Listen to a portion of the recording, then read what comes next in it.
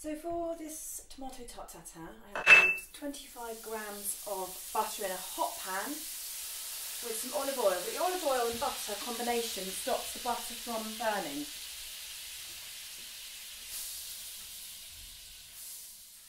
And into that, I'm also going to add a tablespoon of red wine vinegar and a tablespoon of molasses sugar. I'm going to turn the heat down now.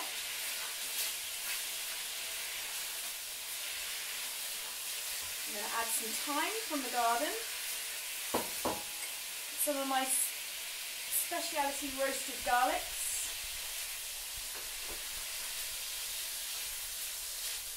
and 800 grams of cherry tomatoes.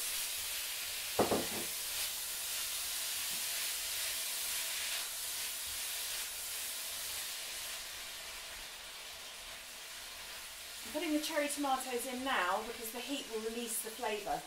I have a mixture of brown cherry and plum cherries tomatoes. I'm going to put some salt and pepper to season.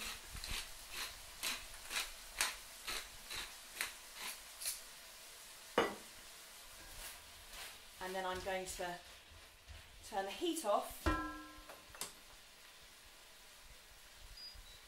and do the rest in the baking tray. So I'm now going to put the tomatoes into a baking tray.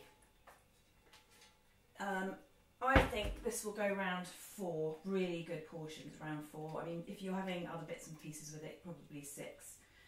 And I didn't put all of the garlic in because I wanted to make sure we had garlic evenly placed around our tomatoes. I think I used 10 cloves for this of the roasted garlic, which I showed you once, and I didn't put all of the thyme into the cooking pot either. Again, I wanted it to be evenly distributed. Then now I use ready rolled pastry for this one, not always. This is puff pastry, and I've used the ready rolled because I think for this it's absolutely perfect. It's a perfect thinness. They roll it very thin, so that's how I wanted it, and it just fits my pan.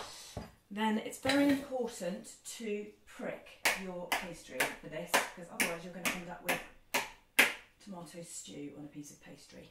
You don't want tomato stew.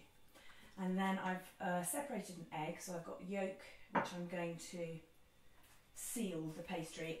It might seem a bit of a waste because obviously we're going to get it, well not obviously, but we're going to get it out of the oven and we're going to flip it over, and you won't see the lovely gloss, but it keeps it crispy. So it is quite important to do that. So I'm going to glaze all over there, and just while I've got your attention, don't throw away egg whites, they freeze. And after you've eaten this, you're going to probably make it at least once a month. And in 4 months, you'll have 4 egg whites. And I'll probably have a little video to show you how to make a pavlova. That's ready for the oven. So it's had 20 minutes in the oven, looking beautiful. It's been out for 5. So it's, well, I know I've got asbestos hands. You can leave it for 10 if you can't handle the hot tray, but yeah, you can let it cool down, but don't let it go cold.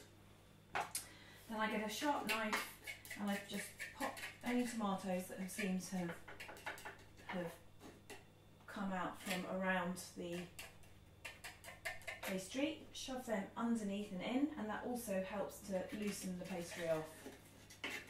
Now, because I've made this before, I know how much sauce this makes.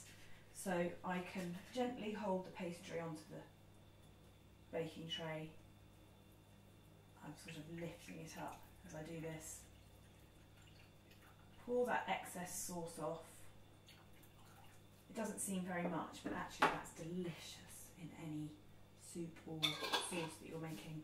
Keep that, it's absolutely delicious. You get a chopping board. And now I've done this many times and I have dropped a few. I've tried it like that and you get to about there and you can't quite finish it. I've tried it like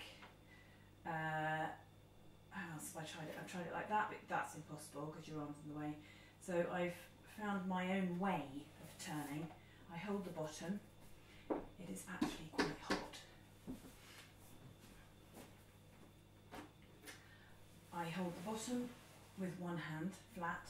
I hold the top of the board with another hand flat, and I flip over like that, sideways.